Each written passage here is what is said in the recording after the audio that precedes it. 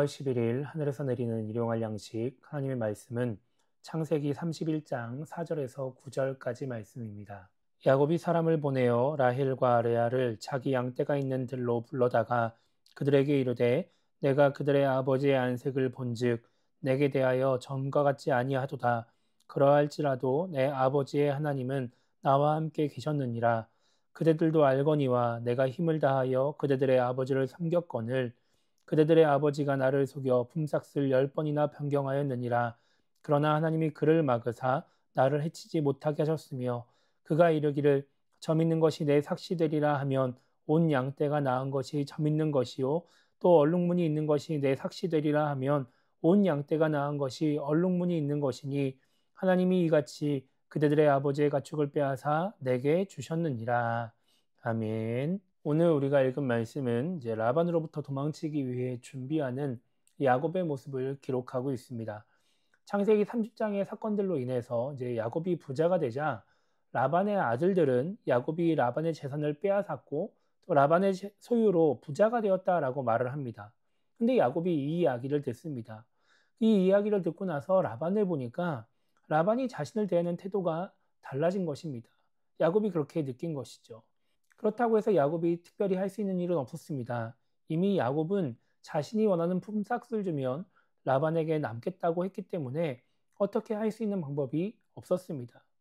3절을 보면 그때 하나님이 야곱에게 나타나셔서 가나안 땅으로 돌아가라고 말씀을 하십니다. 이 하나님의 말씀에 의지해서 야곱은 라반 몰래 도망치려는 그런 계획을 세우게 됩니다. 그리고 그 계획을 성공시키기 위해서 자신의 아내들을 먼저 설득하게 됩니다. 4절을 보면 야곱은 라헬과 레아를 양떼가 있는 들로 부릅니다. 비밀 이야기를 하기 위해서 다른 사람들이 들을 수 없는 그런 곳으로 라헬과 레아를 부른 것입니다. 그리고 5절부터 13절까지 말씀에서 아내들이 아버지를 선택하지 않고 자신을 선택할 수 있도록 두 아내에게 상황을 설명하며 설득합니다. 여기서 야곱이 강조하는 것은 라반이 야곱에게 잘못하게 행동했던 것과 그리고 하나님이 야곱을 지지하고 도와주신다라는 것입니다.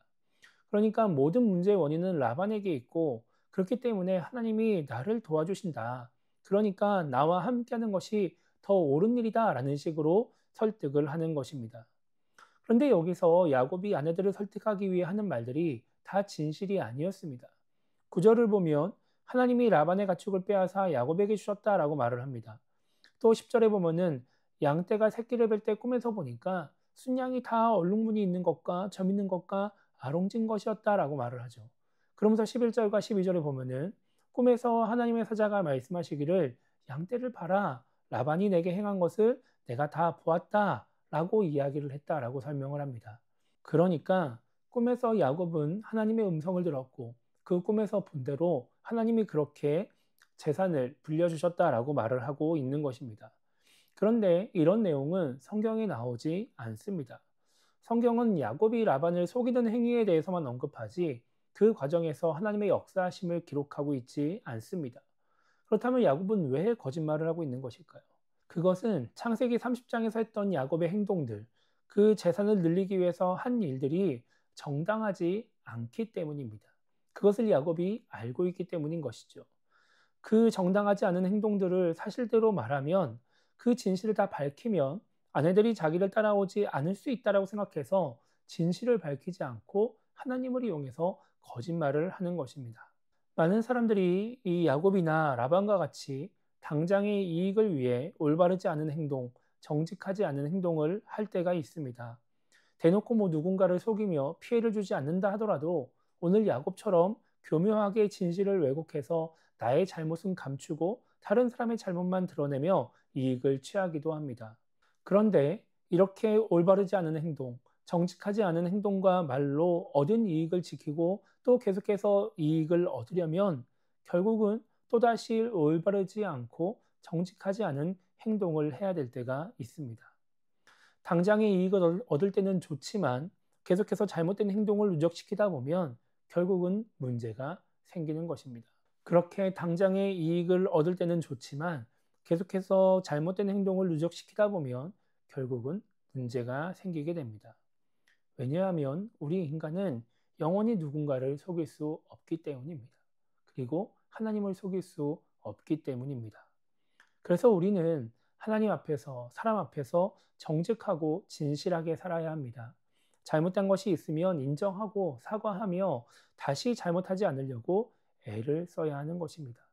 그것이 당장 손해처럼 보이고 문제가 될 수도 있지만 결국은 진실이 드러나기 때문에 결과적으로 우리에게 더 큰 유익을 가져다 줄 수 있는 것이죠.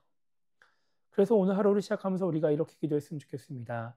당장의 이익을 위해서 올바르지 않은 행동, 정직하지 않은 행동을 하지 않게 달라고 기도했으면 좋겠고요.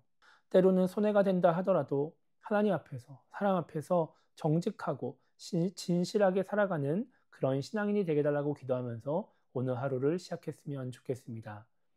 때로는 당장 눈앞의 이익이 우리를 유혹하고 또 잘못된 행동을 하며 그 이익을 취하고 싶을 때도 있지만 그 유혹에 넘어가지 않고 진실하게 행동함으로 말미암아 당장의 손해를 감수하고서라도 정직한 삶의 모습을 보임으로 말미암아 하나님의 은혜 가운데 평안 가운데 살아가는 우리 모두가 되기를 주님의 이름으로 축복합니다.